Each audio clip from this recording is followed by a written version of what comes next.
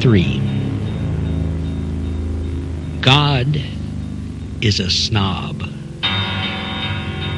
When man first appeared in the world, he cut him dead. He took one scornful look at poor, scruffy little Homo habilis, then rolled over and went to sleep. He woke up a couple million years later and had another look. By this time, man was Homo erectus. A definite improvement, but still no one God cared to associate with. So he rolled over and went back to sleep. When he woke up a million years later, he saw that man had become Homo sapiens. This was more like it. But as yet, Homo sapiens was still running around half naked, still just a savage like Homo habilis and Homo erectus. So God shrugged and went back to sleep. Homo sapiens wasn't ready for him yet.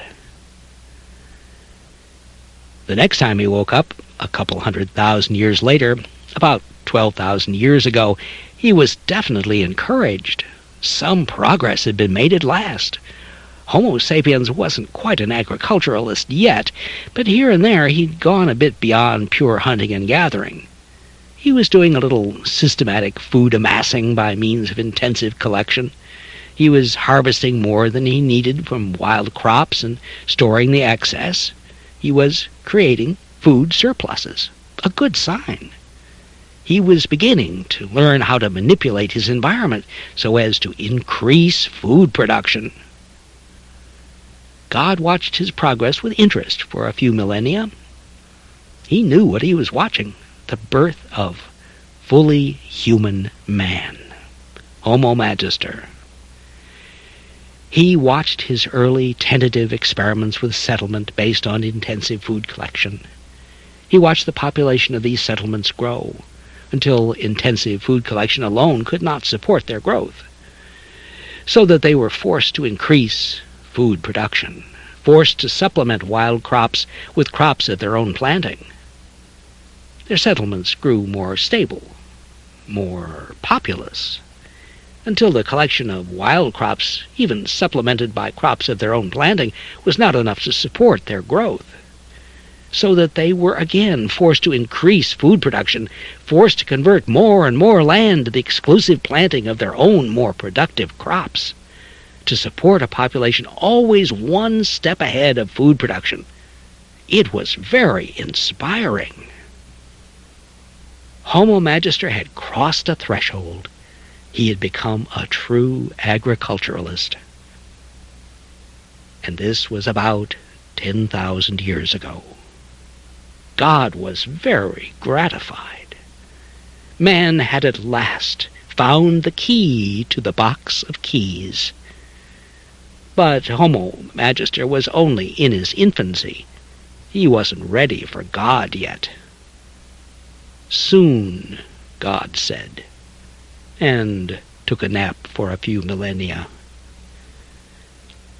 When he woke up, he wasn't disappointed. Homo Magister was really on his way now. It was about 2000 BC, and the agricultural revolution had spread throughout Europe. The early valley civilizations of the Near East were flourishing. Food production had increased enormously. It had to, because the population of the area had increased enormously, some 30 or 40-fold, forcing the development of such innovations as irrigation and the use of the plow. Every year, more and more land was being put under cultivation. It had to be, to support a population always one step ahead of food production. It was wonderful. But there was even more than that to gladden God's heart. The box of keys that had been unlocked with the key of agriculture was wide open. Egypt and Mesopotamia and the Indus Valley were blossoming with cities. Mohenjo-Daro and Ur and Susa and Memphis and Heracleopolis and Coptos and others. A trade route 2,000 miles long carried the goods of wealth and power and technology. copper, silver, gold, and ivory. Literacy was well established, and the foundations of geometry and mathematics were being laid. There could be no question about it now. Man was at last worth consorting with, at last worthy of divine friendship, divine guidance, enlightenment. It was time at last for God to begin to reveal himself to man. This is the way Homo Magister likes to tell the story.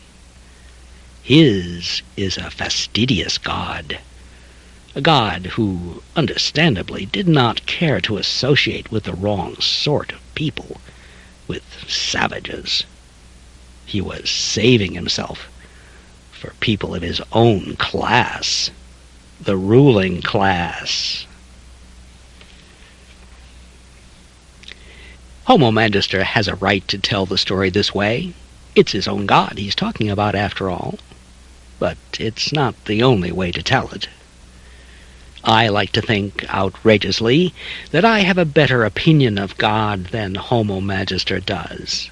That he is not a snob. That he loved man from the beginning. I like to think of him that way. It helps me think of him that way if I call him something else. The gods, they seem friendlier somehow. Be outrageous with me. Imagine that the gods did not bring man into the world and snub him for 3 million years. Imagine that the gods, having shaped man from the Australopithecines, did not despise their own handiwork. Imagine that they had a care for Homo habilis, squat and dim and ugly as he was. I suppose he was ugly. Ugly as a toad, maybe. Be ridiculous. Imagine that the gods loved Homo habilis as much as they love toads. Be totally absurd. Imagine that the gods loved Homo habilis as much as they love insurance salesmen. No, that's going too far. That's unthinkable. Stick with the toads.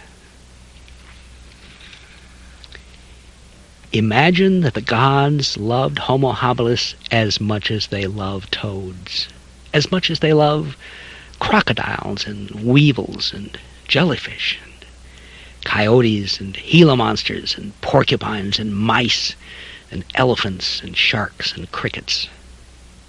Be preposterous. Imagine that the gods have a care for everything that lives in the community of life on Earth. Imagine that they had a care for Homo habilis. Imagine something else preposterous. That they actually realized that Homo habilis was human. That they knew he was different from a sparrow or a spider or a beaver. That they understood as well as we do what being human means. Not just intelligence. There's more to it than that. It isn't just that man is smarter than sparrows or spiders or beavers. Man does something they don't do, can't do. He learns things they can't learn. And what he learns, he teaches to his children. And what his children learn, they teach to their children. There is an accumulation, generation after generation, an accumulation called culture. It includes everything. Knowledge about the world, about people, about the past, about how to behave, about how to solve problems, about how to do things and make things. It includes stories and songs, theories, beliefs, superstitions, prejudices, everything.